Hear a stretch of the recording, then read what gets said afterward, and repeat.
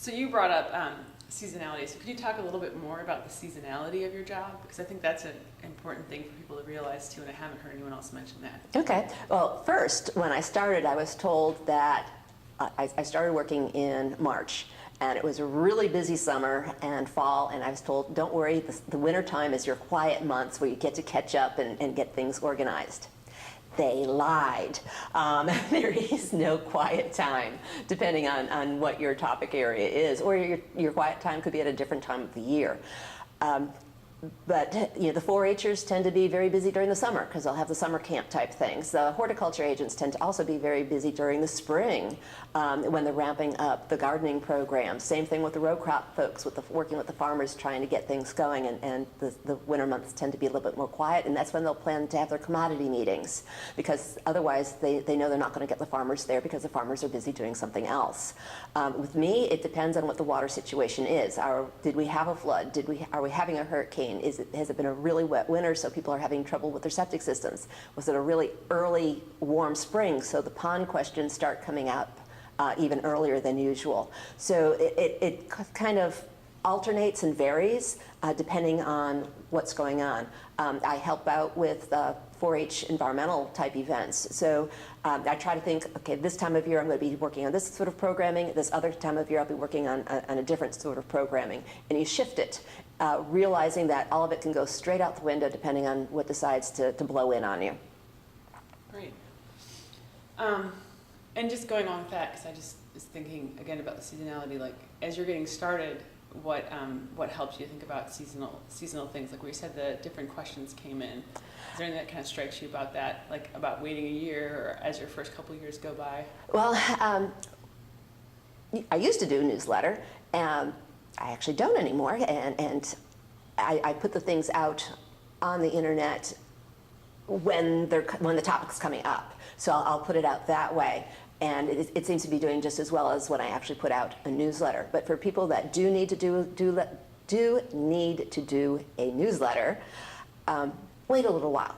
Make sure you understand what's going on and you have an idea of the types of information that people want and how they want it. We have some people that still want mailed copies. We have other people that their preference is to have it online and be able to get it that way. So different methods of wanting to get things. Some would prefer just a quick text of, hey, we're having such and such a meeting on such and such a day, call us if you're going to be attending. So take the time to learn your job, and there aren't very many people with my position in my state. So a lot of these other extension positions, there are people in every single county with that job.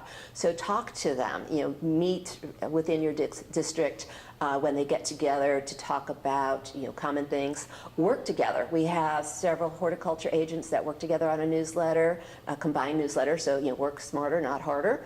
Same thing with the livestock agents. They'll all pick a topic, write an article, put them all together, and then that's their newsletter. So don't think that you have to do it all by yourself.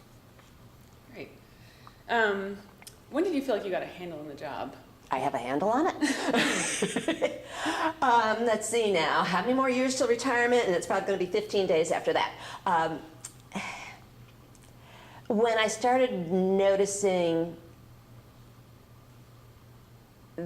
the timing of things, where, okay, the weather is doing this, so I need to get out that information. So when I'm able to start feeling like I'm getting ahead, you really want to be proactive, but a lot of things you're still reactive about because your clientele don't come to you until they have a problem. People don't invite me out there to look at their pretty pond. They invite me out there because they have a problem. Same thing if they're having septic system issues or drainage issues. Homeowners are their own worst enemy when it comes to drainage because they'll chop down their trees and they'll flatten their lot. They'll add soil into their low areas, and we're low and flat anyway, so when you remove that 6 inches of topography we have, the water just stands there like you just put some on a dining table, and it does not have a direction to go in. So when you're able to start anticipating what the questions are going to be, that makes your life a lot easier, and that's when you can pretty much feel that you've got a handle on what's going on. It doesn't mean that something's not going to come out of left field on you and they sit there and say, okay, we need this information from you by such and such a date, but it's not like it is during that first year with Extension. Are there any stories that stick out in your mind of like good or like a successful program or a successful even event or a bad program or event where you like just kind of learned a really surprise lesson or something that was just kind of neutral that felt good? I was doing an animal waste training, and we were going over the record forms for keeping track of waste application, and we had computerized it, and we had it on Excel files. And this was back when you had the hard floppy disks, little hard disks. And I was in a different county doing this program. It was an evening meeting where we were meeting at a restaurant. We were going to have a meal, and a thunderstorm came through. Wiped out the power at the restaurant. It was after we had all eaten, but it was just before the program was about to start. So I did have handouts for folks, but of course the computer, the projector, none of that was able to work. It's called, okay, I've got the disc. But yeah, I couldn't really show it to anybody. So I had 30 people crowded around the laptop looking at that screen, trying to be able to see what was going on with that. So it's called just relax, take a deep breath, go with what you've got, because you can't help when lightning comes through and takes out the power. So I was able to give them copies of the program. They knew how to contact me if anybody needed, had questions on how to use it afterwards. I was happy to take those questions. You will survive. So that will go on. Another memorable one was during one of our hurricanes, where we had a couple of lagoons that the river rose and they were inundated. And one of the producers was really upset about the whole thing. I mean, his cows were gathered up around his swine barns. The water did not go into the houses. So he didn't lose any houses, he did not lose any animals. You know, everything was fine in that regard, but the water was into the lagoon. And we're in a very small watershed area, so the next day the water was gone, but it was brim full in that lagoon. And that poor farmer was gray. I mean, we were really hoping he was not going to have a heart attack on us. So, you know, the regulatory folks were realizing they had to follow the letter of the law, but they were also trying not to give him that heart attack, and you know, keep the press away, keep him unstressed, and the whole bit. And you know, just working with him, going through that. It did end up being a lagoon that got closed out during the buyout program afterwards because of the low elevation where it was located at. So it's not going to happen again, but it was a very traumatic experience for him and being able to handle that. So we got through that okay. Is there anything else you'd like to add? Like anything for like new extension specialists, especially starting, who kind of don't have the same network as agents? Learn to say no. You also try to figure out what time is best for your programs. We'll offer things during the day, we'll offer things at evenings, we'll offer things on weekends, because people work, people have families, people have other conflicts, and trying to find that absolute perfect time, it doesn't exist. Because when you make the people that want to come during the 9 to 5 time happy, the people that can only come on a weekend aren't happy.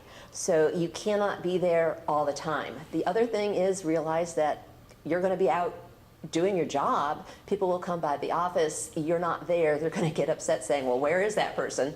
And you cannot be everywhere at once, and just take that, you know, as it is, take a deep breath, make sure, you know, people realize that you will get back to them. And whether that best method is via email or via telephone, you might not want to be giving away your personal cell phone number. We have some agents that do, some agents that don't, because you do want to be able to keep that personal time and not be getting calls at 6 a.m. on Saturday mornings. And how, on that note too, how do you balance work and family life? My kids are grown. Or how did you when you started? Yeah, that was a juggling experiment. So those who are starting out, they do have the younger kids. I came into Extension older. I was in my late 30s when I started with Extension. For those coming in when you're starting off on that family, it does get difficult.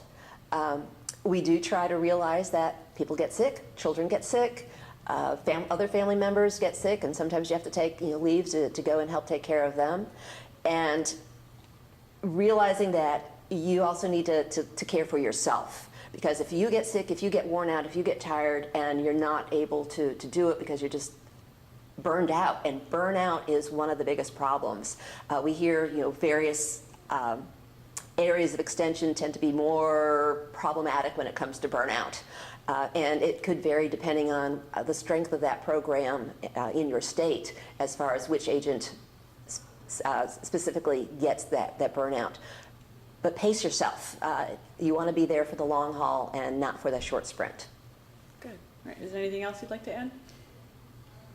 Enjoy extension. You get to meet people from all across the United States when you get together with fellow agents. They're a wonderful group of folks.